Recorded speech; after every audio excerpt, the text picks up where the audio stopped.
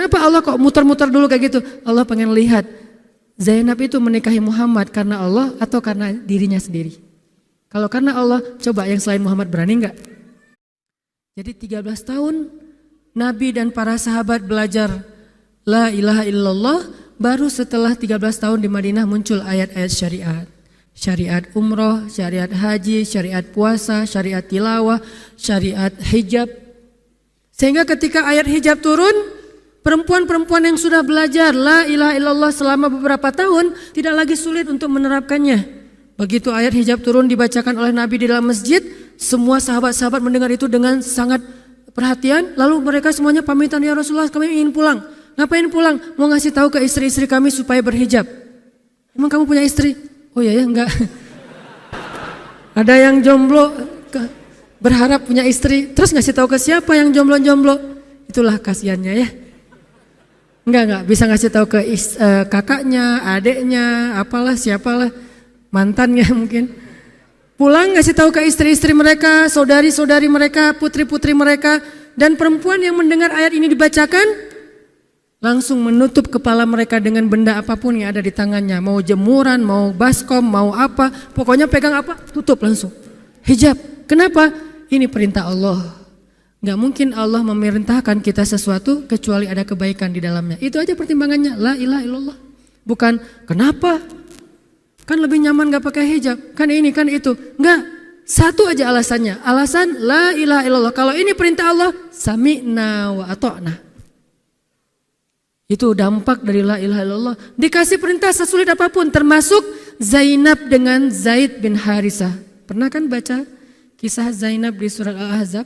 Mungkin kapan-kapan kita bahas itu. Efek dari la ilaha illallah. Tiba-tiba Nabi datang kepada Zainab. Sebetulnya Zainab ini ada hati kepada Nabi Muhammad. Siapa sih yang gak punya hati untuk Rasulullah ya? Semua cewek juga pasti mengidam-idamkan pengen jadi istri Nabi. Karena otomatis istri Nabi itu adalah dijamin surga. Siapa yang gak pengen jadi istri Nabi? Di surga nanti punya rumah, satu rumah dengan Nabi. Kan keren banget. Kita bisa jadi tetangga Nabi aja di surga udah keren banget. Apalagi serumah dengan Nabi. Semua cewek juga pengen jadi istri Nabi, termasuk Zainab. Dan itu hal yang wajar. Pas Nabi datang ke rumah Zainab, Zainab udah kegeeran. Nabi bilang kepada keluarga Zainab, saya ingin melamar Zainab. Zainab udah bahagia. Untuk Zaid, untuk Zaid, bukan untuk Rasulullah. Zaid? Siapa Zaid? Anak angkatnya Nabi Muhammad SAW, bekas budak. Mirip-mirip dengan Julaibib. Julaibib itu edisi Madinah, Zaid itu edisi Mekah. Ada dua cowok jomblo yang sama-sama pernah diuji dengan masalah jodoh. Zaid edisi Makkiyah, Julaibib edisi Madaniyah. Dua-duanya jomblo. Dua-duanya orang biasa, gak punya daya tarik. Followersnya gak ada, 0. Bukan selebgram sama sekali. Kata Rasulullah, aku melamar Zainab untuk putraku Zaid bin Harithah, anak angkatnya Nabi. Zainab menjawab apa? Ya Rasulullah, saya gak cinta sama Zaid. Jawaban yang sangat wajar kan? Dan jawaban yang paling sering kita dengar sekarang kan? Maaf ya, aku gak ada perasaan, kita jadi adik kakak aja. Itu kan standar ya? Standar banget lah kayak gitu-gitu. Maaf ya, kita jadi temenan aja. Maaf ya, aku gak ada perasaan apa-apa selama ini. Maaf ya, dan segala macam dengan bahasa-bahasa halus tapi nolak intinya. Kenapa gak bilang aja, udah gak usah kesini lagi? Kan jelas ya. Ini dengan bahasa, ya Rasulullah, aku tidak cinta kepada Zaid. Karena cinta juga pertimbangan yang penting. Dan Nabi juga tidak mengizinkan kita menikahkan putri kita dengan seseorang yang putri kita tidak berkenan dengannya. Tetap harus ditanya, ya Rasulullah, saya tidak cinta dengan Zaid. Turun ayat. Katakan kepada orang-orang yang beriman, laki-laki dan perempuan, kalau Allah sudah memerintahkan sesuatu, tidak ada kalimat yang keluar dari lisan mereka kecuali sami'na wa ata'na. Nabi bacakan ayat ini kepada Zainab, Zainab mendengar, ya Rasulullah, Allah yang menyuruh ini. Ya kata Rasulullah, sami'na wa ata'na. Kebayang gak tuh? Efek dari apa? La ilaha illallah. Jadi la ilaha illallah itu bukan cuma kalimat zikir, bukan cuma kalimat doktrin ideologi, bukan cuma masalah teologi secara teoritis, bukan. Ini dampaknya kepada akhlak, dampaknya kepada ibadah, dampaknya kepada banyak pilihan hidup dari la ilaha illallah. Orang kalau nggak baik la ilaha illallah pasti susah memilih pilihan-pilihan dalam hidupnya. Kalau tidak baik la ilaha illallah pasti susah untuk berperangai, sabar, memaafkan. Itu semuanya ada hubungannya dengan la ilaha illallah.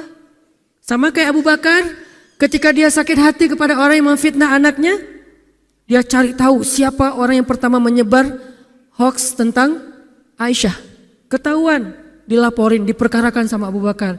Tiba-tiba turun ayat dari Allah, janganlah orang yang memiliki kelebihan harta di antara kalian bersumpah untuk tidak lagi membantu saudaranya gara-gara sakit hati. Hendaklah dia berlapang dada dan memaafkan.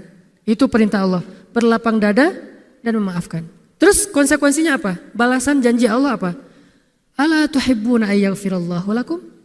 Tidakkah kamu suka jika Allah memaafkan juga kesalahan-kesalahan kamu? Jadi deal-dealannya dengan Allah, bukan dengan makhluk.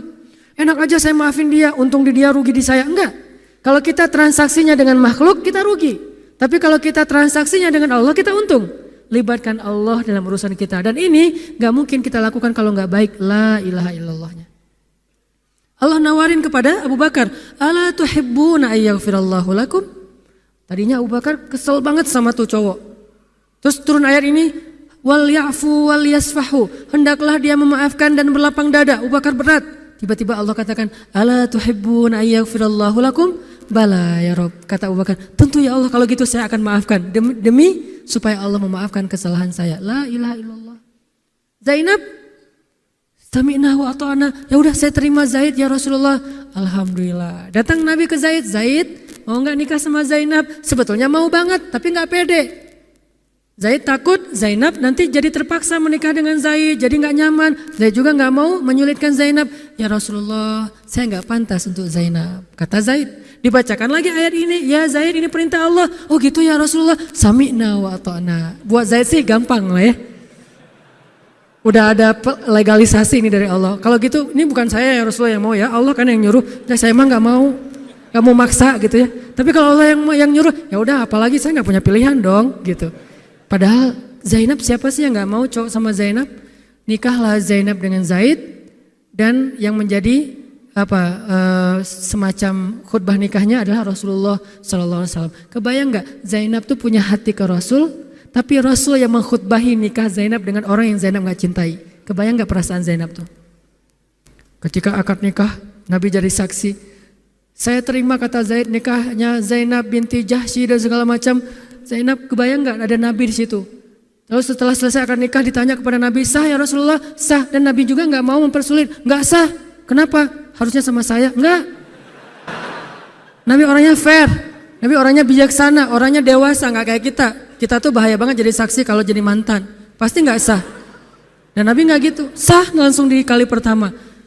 Kebayang Nabi memberi nasihat kepada Zainab, nasihat kepada Zaid. Zainab, aduh kenapa bukan Nabi, kenapa Zaid? Tapi apa? La ilaha illallah. Allah nggak nyuruh sesuatu kecuali ada kebaikan di dalamnya. Percaya banget. Itu la ilaha illallah. Udah percaya banget. Zainab yakin, ini perintah Allah, ya sudah saya lakukan. Walaupun bukan dengan Nabi, padahal saya pengennya dengan Nabi. Kebayang gak sih pengen sama seseorang yang kita cintai banget, malah orang itu yang menjodohkan kita dengan orang yang kita gak pernah kebayangin. Amit-amit. Jangan dia ya Allah, jangan dia, dia. Kan berat tuh. Yang saya sering cerita, jangan saya. Pokoknya jangan Hanan, Hanan. Kenapa kok begitu?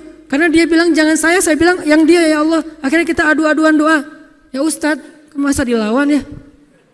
Doanya lebih panjang, lebih sujudnya apa segala macam. Akhirnya jadi. Gak kebayang tuh buat Zainab. Kalau Zaid sih mungkin kebayang lah ya. Gimana happynya Zaid menikah dengan seorang cewek yang semua orang Mekah pengen nikahin dia. Tapi kalau Zainab, itu hari-hari yang sangat berat.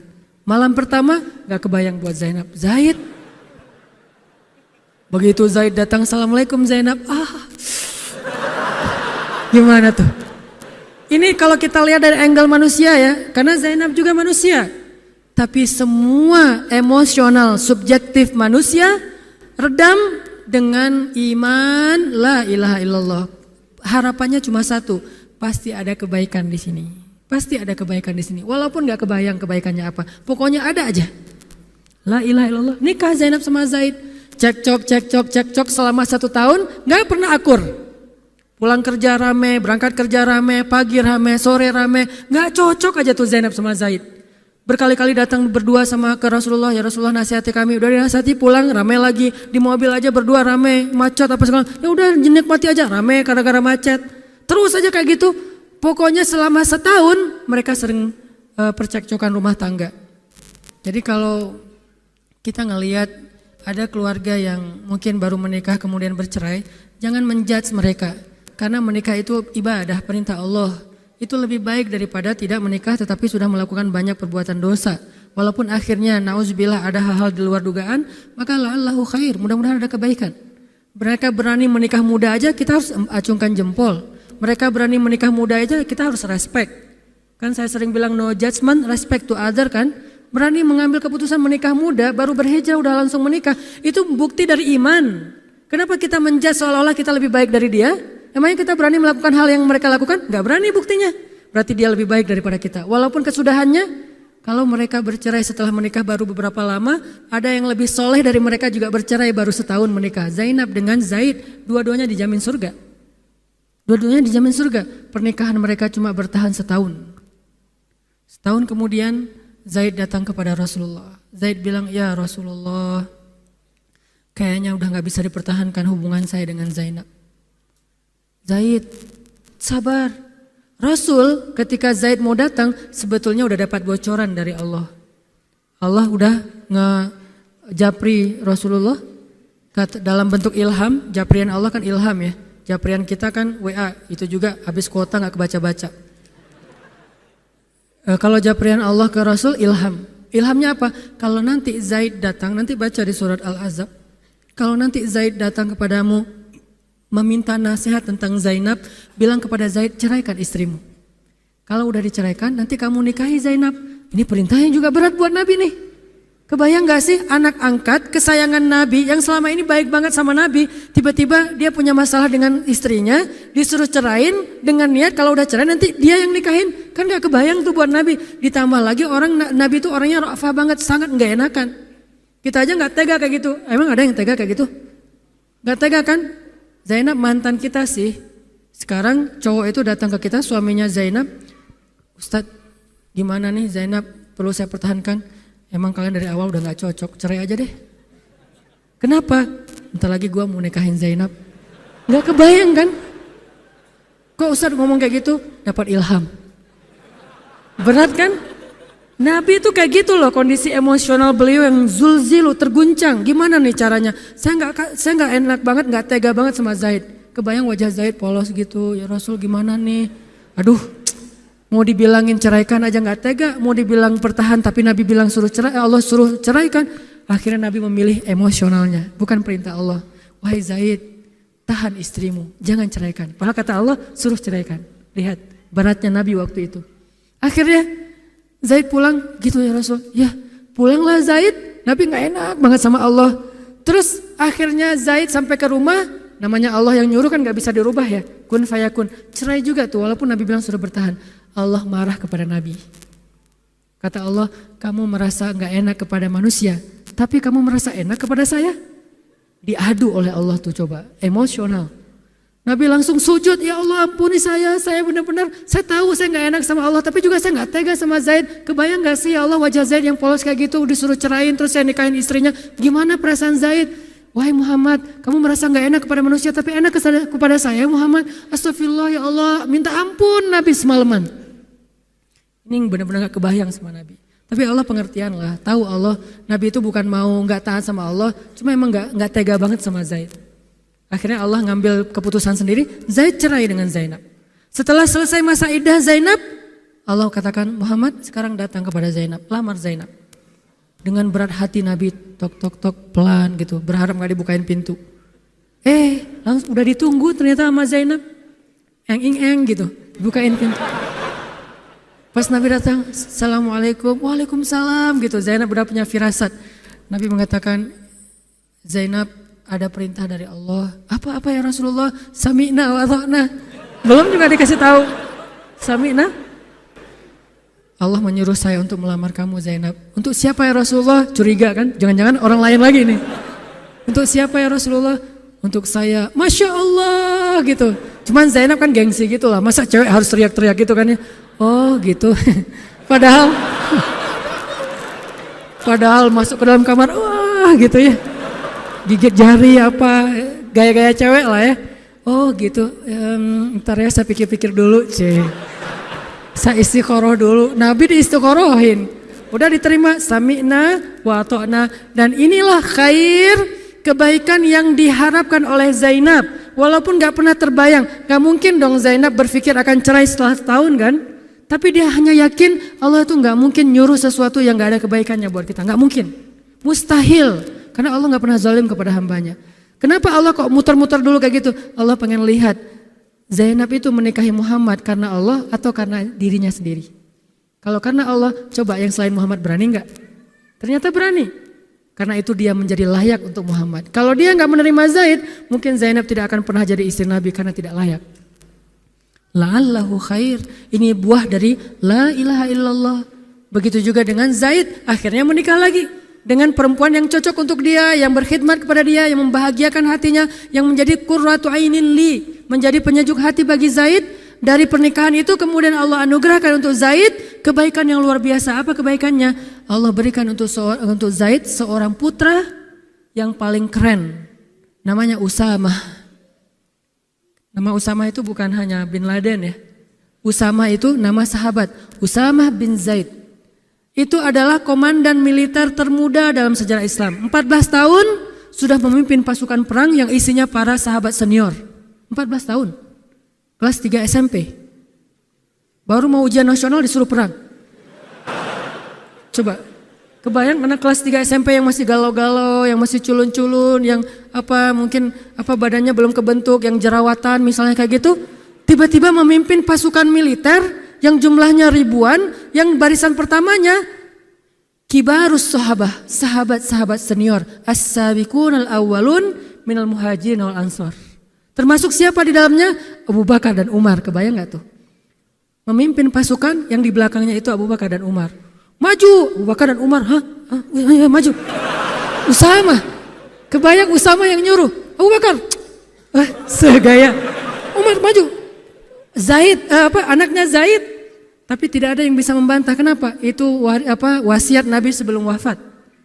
Aku perintahkan kalian untuk dipimpin oleh Usamah bin Zaid karena dia adalah anak muda yang luar biasa.